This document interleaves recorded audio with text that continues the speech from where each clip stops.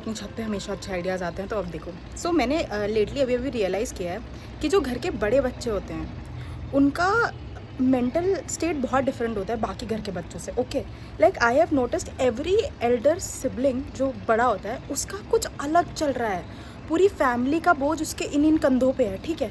And उस बच्चे की एस्पिरेशंस पूरी नहीं हो पाती, वो बच्चा पूरे टाइम अपने परिवार के लिए करता रहेगा। एंड आई थिंक एल्डर बच्चे की ज़्यादा खुद की आइडेंटिटी भी नहीं होती। अगर आप सिंगल ही रह गए, मतलब एक ही बच्चा रह गया, तो धीरे धीरे करके आप बड़े होते तो फिगर आउट भी कर लोगे। बट अगर आपका भाई बहन आ गया या बहुत सारे आपके भाई बहन हैं, समहाउ आपके कंधे पे ना वो रिस्पॉन्सिबिलिटी रहेगी कि नहीं यार, I have to take care of them.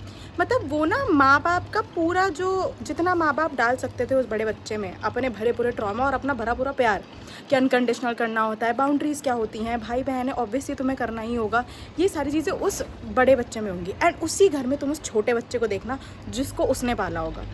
मतलब वो बच्चा अलग जा रहा है, उस बच्चे को बाउंड्रीज़ पता है, उस बच्चे को ये भी पता है कि कैसे मतलब अपनी लाइफ जीते हैं। उस बच्चे को ना बोलना भी आता है, क्योंकि उस बड़े बच्चे ने जितना खुद से एक्सप्लोर नहीं किया है उतना उसने इस छोटे बच्चे को मतलब पूरा प्रायोरिटाइज़ करके कि भाई देख, तेरी खुद की एक लाइफ होनी चाहिए। And I think they are more parent अपने भाई बहन के लिए। उनका पहला बच्चा वो छोटा भाई बहन ही हो चुका रहता है, ठीक है। बट आई थिंक यार this is so sad Indian society में कि बड़े बच्चे की कोई आइडेंटिटी नहीं है, वो बड़ा बच्चा सफ़र कर रहा है। एंड शायद पेरेंट्स को पता भी नहीं चलता, they are so much into that कि हमारा बड़ा बच्चा तो बहुत ही मैच्योर है। एंड आई थिंक वो लोग इतना इंडल्ज हो जाते हैं ना कि उसको द आइडियल बच्चा बनाने में कि यही है हमारा आइडियल बच्चा। ओके, बस लोग कहते हैं कि नहीं नहीं दूसरा बच्चा हो गया तो पहले वाले से ध्यान हट जाएगा। नहीं भाई, उस पहले वाले में उन लोगों ने इतना भर भर के सब कुछ डाल दिया है ना कि वो पहला बच्चा अपने ट्रॉमा खुद से समझ रहा है, ठीक है, क्योंकि माँ बाप से वो नहीं शेयर कर सकता, क्योंकि वो अपने आप को माँ बाप के लेवल का ही समझ रहा है कि नहीं अब मेरे ही कंधे पे सब बोझ है।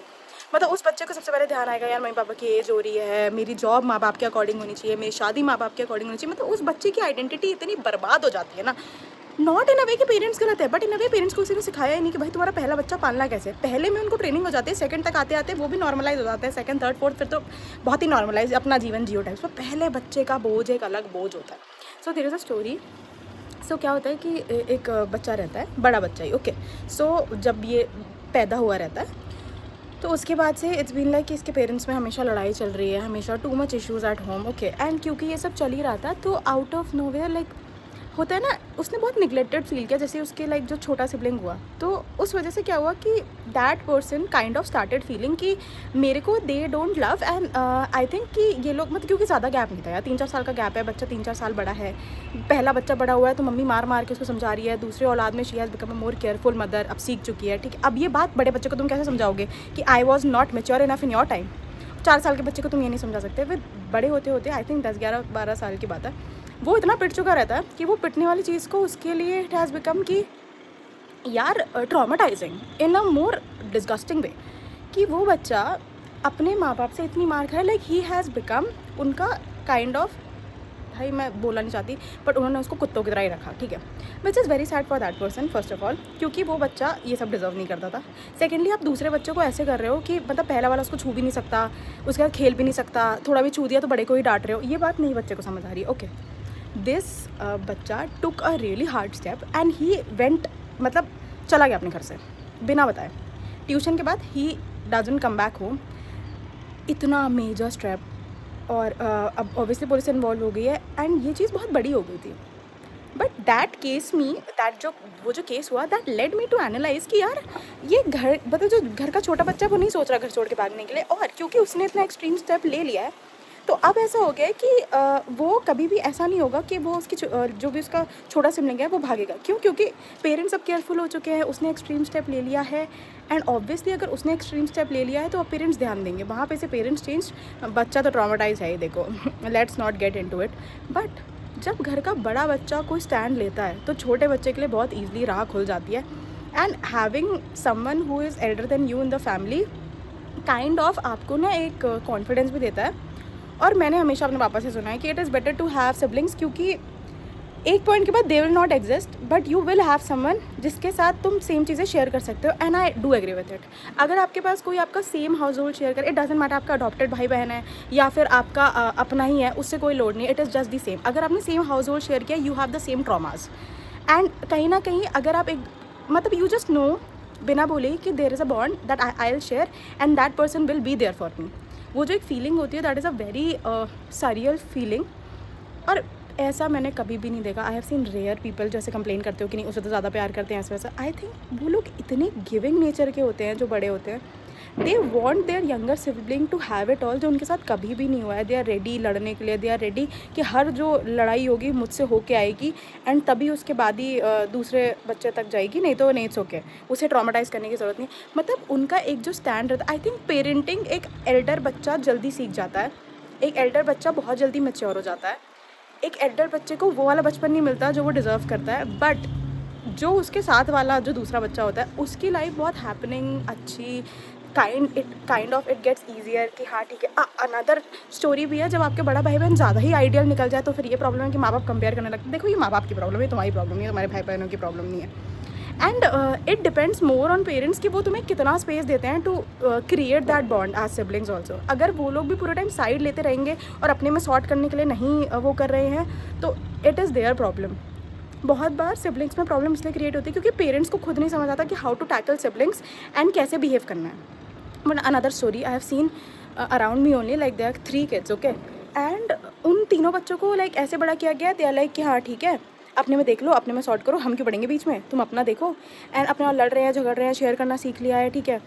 एंड इट्स लाइक कि जो एकदम जो सबसे यंगेस्ट है उसने वो सारी चीज़ें सीख ली हैं जो उसके बड़ी लाइक दीदियों की क्लासेस में पढ़ाया जा रहा है, उसे सब कुछ लाइक ही इज़ इंटरेस्टेड।